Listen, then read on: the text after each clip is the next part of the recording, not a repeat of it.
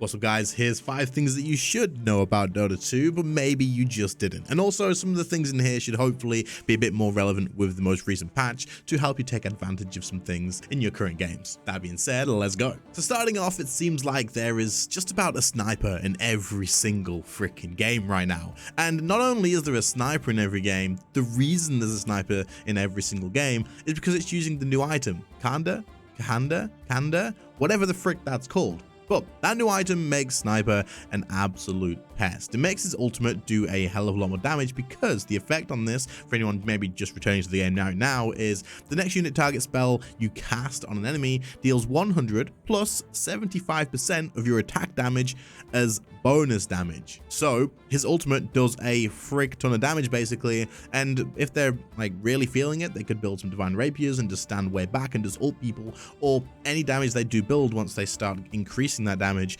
their ult's gonna absolutely shred you. Not to mention that they also have changed his ultimate so that it can be reused if he kills the target. So it's not a lot of fun.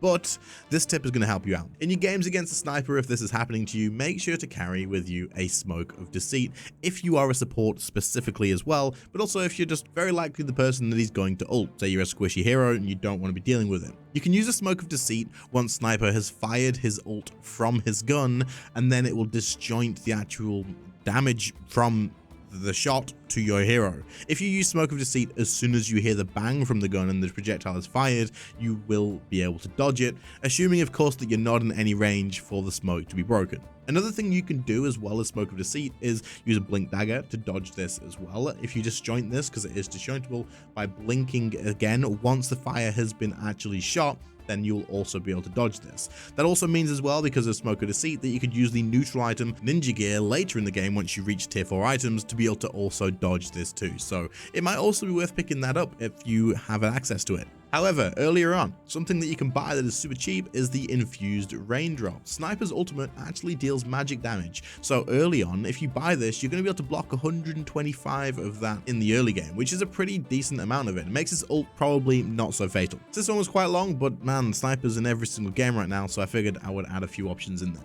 Another thing you can do right now, which actually kind of got a lot better than it was, is take advantage of the item Javelin.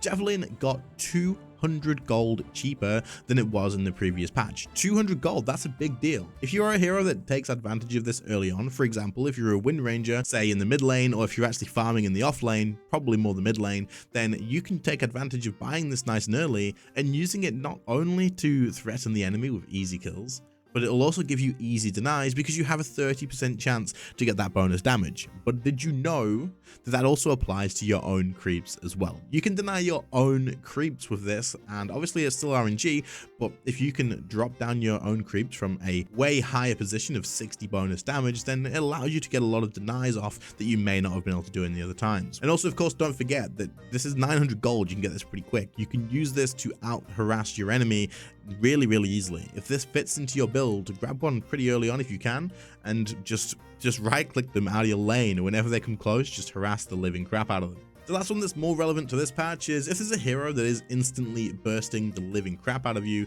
for example a Nyx maybe, or I don't know, a Sniper's ult that is one-shotting you, you can actually use an Aeon Disc, and don't forget about it because a lot of people forget about this all the time in my bracket, including me. This is recently an item that was not here when I used to play, and I always forget about it. So it's an item that I've recently started thinking about more and remembering more in situations. But the Aeon Disc is super strong, and it is what you want to turn to be able to deal with things that are instantly bursting you off and give you a little bit of time to deal with that, whether it's get to escape or even just get some of your spells off before you do actually die. The Aeon Disc costs 3,000 gold, which isn't cheap, but it's not like overly expensive, and it's still going to give you 250 health and 300 mana. But the combo breaker, which is obviously going to scale in cooldown the more that it happens, is going to basically mean that you just can't die. The 2.5 seconds that it grants you immunity for, you're absolutely immune to death. So it gives you that time to react and move out the way, to engage, maybe have allies engage and save you, whatever happens. But this can definitely be the difference between losing a game and keeping it, and also between feeding someone who is already getting way too fed and kind of like shutting that down. If there's a Nyx roaming around instantly killing you over and over and over again, grab one of these, and then whenever he does go on you, he's gonna have to think twice, like, do I have to 2.5 to 3 seconds it's going to take me to wait this Aeon Disc out and then kill this person before his allies engage on me and take me down. It's quite a long time. 2.5 seconds doesn't sound like much, but in Dota 2, it's a hell of a long time.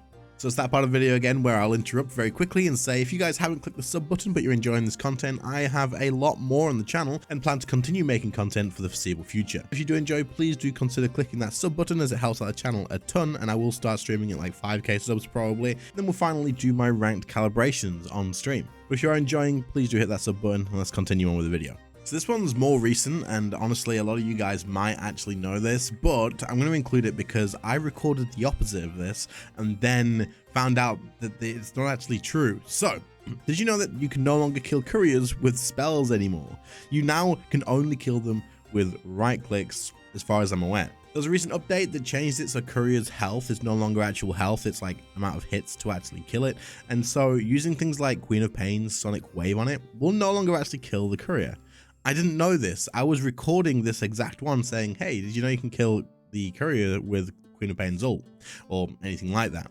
But you can't do it. So as far as I'm aware, right now, the only ability that can kill couriers is Axe's ult. That one still works. If there are any others, then comment them down below, but as far as I can tell, it's just Axe. And then our final one for this video is, did you know that the Assault Cuirass item doesn't only affect heroes, it actually affects the towers as well and your creeps? A lot of people don't realize that it also buffs your creeps and the like debuffs the enemy creeps and towers as well. So this is something you can buy to either use to push towers, but also to defend towers as well. If you're in a high ground push and you're playing as a support and you have a hex, you have a support like support items that you would want, and you're not sure what to get, if no one in your team has an Assault Cuirass, sometimes I just grab one of those up because it gives attack speed to everybody in your team and armor, and it does the same to your towers and your creeps as well. So it makes the high ground defense a hell of a lot better. It makes a pretty decent difference. So if no one has one of these, it is definitely worth having. But I included this because I know a lot of people don't realize that the attack speed actually applies to your buildings and your creeps as well.